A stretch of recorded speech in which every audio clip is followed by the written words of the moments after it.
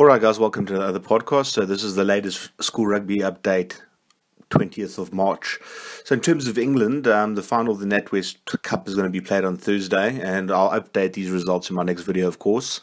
In terms of Ireland, so all the senior schools cups events have been played. So St. Michael's had a 28-5 victory over Gonzaga College. I predicted that, so that's one of my first predictions to come right. The Munster Cup was won by Christian Brothers with a tight 5-3 win over Presentation Brothers. I predicted Presentation Brothers, so very, very narrow defeat there for me as well as a prediction. And then in the Connacht Cup, Garberley College had a 26-6 win over CBS Roscommon. And the Ulster Cup, Methodist College had a 45-17 win over Campbell College. Very big win there for Methodist. So that is the Ireland school season done and dusted. In terms of the South African season, well, it's in full swing. We've seen some interesting results, and what really has stood out for me so far is the quality of rugby being played by some of the schools that aren't traditional powerhouses. So let's go through some of the results. Bishops are currently doing a tour to Ireland, and look, I don't expect Bishops to be that strong this year, but they had a 31-24 loss to a Leinster 15. Apparently it was quite a strong team, so 7-point loss, not too bad there. And then as you can see, they very, very high victory over Ballymena Academy, one of the Ulster schools. Then Grand Rugby Day was played. Now, these aren't all the fixtures. As I told you before, I focus on the core fixtures. Framesby with a devastating win over Queens, 40 points to 8. Grey High looked very, very good, apparently, in their victory against Hudson, 57-3. Selborne beat Marlow 35-19. I think Selborne will be a bit disappointed with that margin, and I think, like I said before, if Jared Taylor and Jacques Huisson aren't on fire, Selborne could struggle this year, but I still do expect them to be a top 10 school, certainly. Kingswood against Pearson. Kingswood celebrating their 125th anniversary. Big year for them, 31-0 victory. And my wish came true. Like I said to you, I wanted St Andrews to really represent the Eastern Cape in this game, to sort of put the hands up for the province to be included in the World Schools Festival, and they delivered 27-13 victory over Sax, who will be representing South Africa at the World Schools Festival. So very good win there for St Andrews. Graham and Dale, very, very interesting game. 14-all draw, big upset there. Dale definitely a lot stronger than Graham normally, and the home team held them to a draw. So very, very good result there for Graham College. And the North State Festival, the North-South Festival, Huffy's had a tight win against Stellenberg, and then Boland Landbou, very tight win against Waterkloof. And then quite a shock, Paul Boys against Hulpmekaar. Hulpmekaar holding Paul Boys to a 20-20 draw. Very, very good game of rugby played over there. Then Grey played Menlo Park and won 59-28. Now remember, this Menlo Park team at under 16 level were the only team to beat Grey 2 years ago, or was it? Yeah, 2 years ago. So very, very good win there for Grey. But listen, don't let that score take away from Menlo Park's performance. They are a very strong school this year, guys. It's a very, very strong team. I don't know what it is about Grey College, Grey Bloom. Even in a tight game that you can physically see with your own eyes that it's a tight game, they just make the score look ridiculous. It's unbelievable. Then I predicted Monument would just have a bit too much in the tank for Paul Jim. Boy, was I wrong. 43-29 win for Paul Jim. Gasfontein, tight victory over Outeniqua. Very, very massive forwards from Outeniqua against Gasfontein. Gasfontein's forwards are no slouch, so this was like a real physical encounter.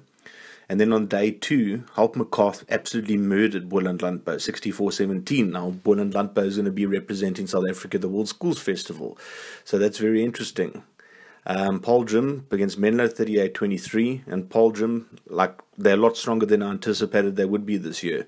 So Paul Boys against Monument, there's a 35-31 win for Paul Boys. They won with the last try of the match. And then Uffies and Outeniqua, 27-20 victory for Uffies. And then the final game of the tournament was Grey College against Gasfontein with a 53-30 win for Grey College. And again, don't read too much into this. This game was a lot tighter than it suggested.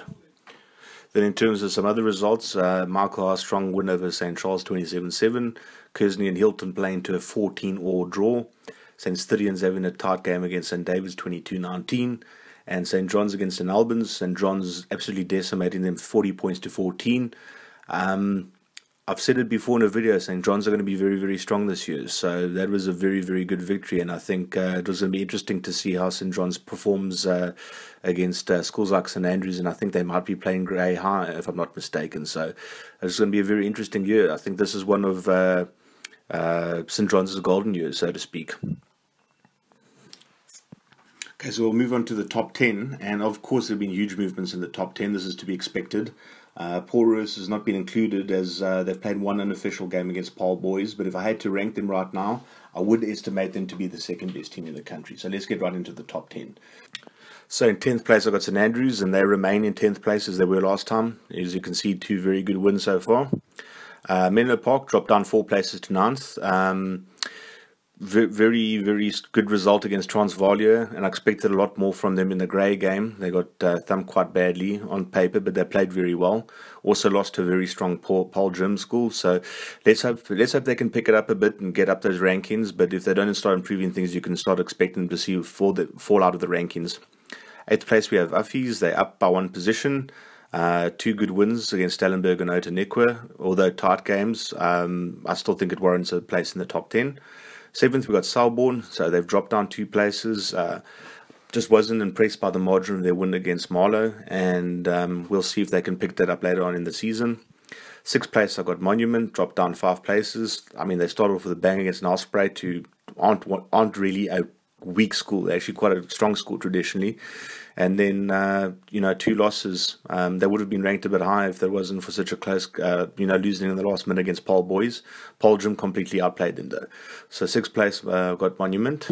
And then 5th place, we got Gasfontein, and they're a new entry. Tight win over Outeniqua. Like I said, don't read too much into that great college result. 53-30. They played a lot better than the score suggests. Big win against Kempton Park as well. Then in 4th place, we've got Paul Boys, dropped by 1 place. A victory against Cuba from Argentina. Huge win against Rusty. And then a draw against Alpmacar. And then a very, very tight victory against Monument. Very lucky to win that game. And then in 3rd place, up by 6 places, is Alpmacar. They were just the surprise package of the tournament. I mean, drawing to Paul Boys, we got Powerhouse, completely thrashing Ball and Lundbo. And obviously 2 good wins against Waterkloof and Voortrekker as well. Then in 2nd place got Paul Gym, up by 4 places. Wasn't too impressed with them with that Durbanville result, and like I said, they're gonna be very, very strong next year, and they surprised me. They're actually very, very strong this year as well. I think they could give Grey College a bit of a run for their money, perhaps. So we'll see. That'll be a very, very interesting game. But yeah, 2 good wins against Monument and Menlo Park, 2 of the top schools up north, so very good wins for them. So I've got them in 2nd so far. And then 1st place, obviously Grey. You can see their results so far. I ranked them 2nd last time, so they're up by 1 place, and that was due to a win against Volcom Gym that wasn't very comprehensive. But then look at that. I mean, against Menlo and Gasfontein, they put 50 points on the board. There's just something about the school and how they coached and the character and the tradition. They don't know what the meaning of losing is. The game against Menlo Park, if I'm not mistaken, I think they were 25-10 down at half time. It looked dead and buried. And then they came back and did this. Gasfontein looked in the first half like they were going to take them out. And look at the score at the end. So this is the characteristics of a great team in any sport. Even when it looks like they got their backs against the wall and most other teams would just like lie back and take the loss, they fight, and they fight back hard. And they haven't even clicked yet, guys. So be very wary of this team once they click, once they got all their systems in place. Once everything gels together, because we're still in the early part of the season, they are going to be extremely dangerous. Extremely dangerous. Anyway, thanks a lot for watching. Let me know your thoughts and opinions on this, and have a great week further.